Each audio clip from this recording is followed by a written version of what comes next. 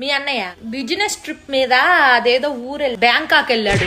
Office ఎదవాళ్ళకి బుద్ధి జ్ఞానం లేదు. ఈ మధ్య మరీ ఘోరం అయిపోయి నెలకి 2 సార్లు బిలొస్తున్నారు బ్యాంకాక్. అసలు అల్లాడిపోతున్నాడు. అంత దూరం అంటే ఒళ్ళు హూనం అయిపోదు. ఎక్కడో మ్యాప్ చివరి నుండి బ్యాంకాక్ రాగానే ఒళ్ళంతా నొప్పులు ఉంది, కాస్త కాపడం పెట్టు రాజ్యం అని నోరారా అడుగుతాడు.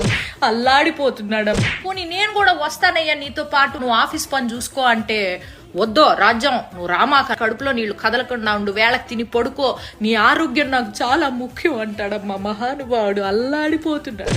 ఓ రోజైతే అర్ధరాత్రి పూట ఆఫీస్ నుంచి పూజ అనే అమ్మాయి ఫోన్ చేసి నువ్వు ఉన్న పళంగా రావాలి అర్జెంటుగా అని చెప్పేసేసరికి మనిషి ప్యాంటు చొక్కా వేసుకొని గబా గబా బయలుదేరిపోయాడమ్మా. తెల్లారొచ్చాక తెలిసింది ఆ పూజ అనే అమ్మాయి ఫోన్ చేయకపోతే ఉద్యోగం కాస్త ఊడిపోయేది. అల్లాడిపోతున్నాడమ్మా మనిషి. అసలు ఏమైంది తెలుసా, నేను పుట్టిన నుంచి వచ్చేటప్పటికి ఇంట్లో ఒక అమ్మాయి ఉంది. నాన్న ఎవరండి ఈవిడే అని అడిగేసేప్పటికి అర్బన్ క్లాప్ నుంచి పిలిపించాడంట నన్ను సర్ప్రైజ్ చేయడానికి, ఇల్లంతా క్లీన్ చేయించి. కాకపోతే నేను వచ్చేటప్పుడు మరి క్లీనింగ్ ఏమీ చేయలేదు, మరి టైం అయిపోయిందో ఏమో గానీ అల్లాడిపోతా ఉంటాడు ఎప్పుడు చూసినా. చింటూగాడి క్లాస్ టీచర్ తోటి 24 గంటలు ఫోన్ మాట్లాడుతూ ఉంటాడు. వాడికి ఎలా చదువు నేర్పించాలని చెప్పి సలహాలు ఇస్తా ఉంటాడంట. 1-2 సార్లు ఇంటికి కూడా వచ్చింది అనుకో. మన ఇంటి కింద లేదు 4 కాలేజీ అమ్మాయిలకి అద్దెకిచ్చాడు మీ అన్నయ్య. ఎందుకండి అంటే వయసులో ఉన్నారు, అర్ధరాత్రి ఏమన్నా అవసరం అవుతుందని చెప్పి కిందకి వెళ్ళి నేను హెల్ప్ చేస్తానని చెప్పి మహానుభావుడమ్మా. అల్లాడిపోతా.